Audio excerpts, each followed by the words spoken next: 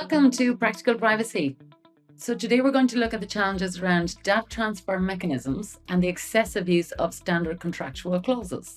And I have with me today Roy Kamp, Director at UKG. Welcome, Roy. Thanks for joining me. Hi, Orla. I'm really pleased to be here. Hi.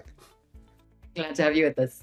So, can you tell me a little bit more about this specific challenge? Give us a bit more context around it, please. Yeah, so one of the recurring challenges that we seem to have come across as a result of the introduction of the GDPR in particular, or since the GDPR, is around data transfer mechanisms and particularly around standard contractual clauses.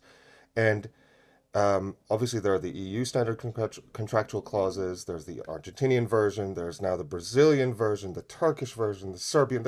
Everyone's coming up with their own flavor, and everyone is having this view of we need to have them in there to kind of make sure that we're protected, our data is protected, and it's a fantastic thought, but I think it misses the point because it's strictly not applicable. The purpose of the SCCs, if we go back to basics, is to legitimize data transfers from in the context of the EU, from the EU to a third country that doesn't have a adequate or essentially equivalent level of data protection. But um, in many cases, the initial transfer is from a customer to a vendor, and both of them tend to be, certainly more recently, tend to be in the same country or in within the EU or within the EEA. And so the question then becomes, um, there's good intent and there's over compliance. And it's trying to find the balance between good intent and over compliance. So that's kind of the challenge. Yeah. And this is oftentimes the theory sounds good. It's when you go to put in practice, that's when you see the hiccups, let's say. So, what strategies have you tried, let's say, that you felt were not successful? So the first one that I took, and I've seen a lot of colleagues take it as well, is this kind of very binary legal stance of negotiate every single one that comes through the door. Obviously, the EU have made it clear that you cannot change the standard contractual clauses, so you're really stuck with them, and then you start adding to them as long as you don't kind of mess around with the substance of what's in there. You can add, but you can't remove.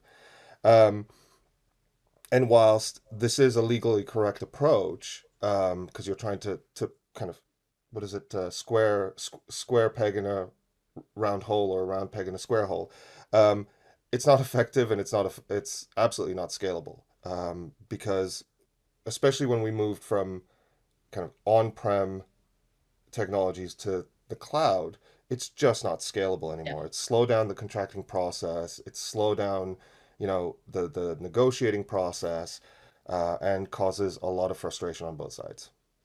Yeah. So overkill essentially. Absolutely.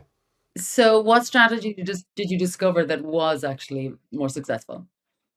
So I think what's worked is reframing the conversation. It's not a contractual debate anymore.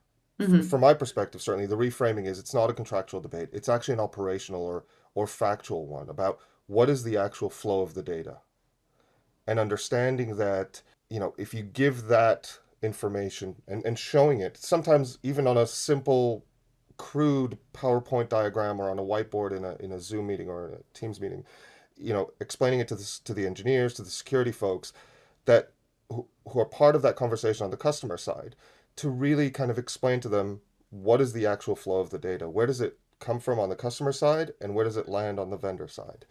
Things that helped are clear customer talk tracks, um, the specific conditions under which standard contractual clauses would apply and should apply, um, where the parties kind of resided and where they contracted from, which is absolutely critical. And then also, to an extent, pointing to where the regulators kind of look at overuse and misapplication of the standard contractual clauses. There have been some regulators that have kind of opined on it or have come out with statements about really understand what are your data flows to be able to put in place the right data transfer mechanism. And it might not be standard contractual clauses. It might be a derogation under Article 49. in the GDPR context. The other thing that helped is actually training our sales and legal teams to approach it with a bit more kind of empathy, if for want of a better word.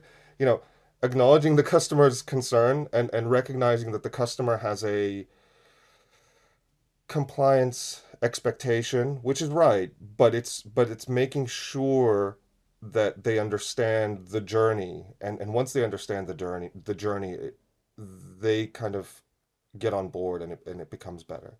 And I think this kind of combination of flexibility and transparency and education has kind of turned it from a confrontational negotiation to more collaborative. And also, customers seem to appreciate it more because they feel like you're treating them like adults and not like patronizing them and saying, you don't need to worry about that because we're the vendor and we'll tell you what you need to do and off you go. So, yeah, Which obviously is key, maintaining that relationship. absolutely. So if you were to go back again, what would you do differently? So first of all, invest in the enablement piece earlier, the materials, like I said, the talk track, the diagrams, really kind of understand the bottleneck that was created by this good intent versus over compliance, and try and find a way to kind of equip the frontline teams, whether it's the support team or whether it's the sales team or pre-sales or even legal, with explainer sheets, a decision tree, a checklist, whatever you want to call it, to really kind of explain and show the data transfer scenarios, how they would actually operate. Um, and I think that would have reduced friction and improved the relationship with the customer from the outset. Um, I think I'd also kind of to that bottleneck point, try and understand from a metrics perspective, where are the negotiations slowing down? and and really understand what is it that's driving the bottleneck. Is it the lack of understanding? Is it, and again, that kind of goes to the first point of the guides, the explainers, the cheat sheets. Um, and then the other thing which I'm starting to see more and more of is um, having put a foot forward first and say on the website, for instance, and explain on the website, this is what we do with data transfer. So you can immediately point customers to it. And it kind of from the outset. So again, it's reducing that friction and reducing that one other obstacle of saying, actually, it's on the website, what we do with your data, how we do it. We include a piece around the data flows and the data transfer, so you've got that transparency, and that builds trust as well because you're not trying to hide anything. That's the key to the relationship. Okay, excellent. So if you could offer one piece of advice to your peers, what would it be? Uh, I think the T word, transparency. In every situation I've encountered, including this one, the most important piece, the one that builds the trust, whether it's with customers, with vendors, with employees, with data subjects, is transparency.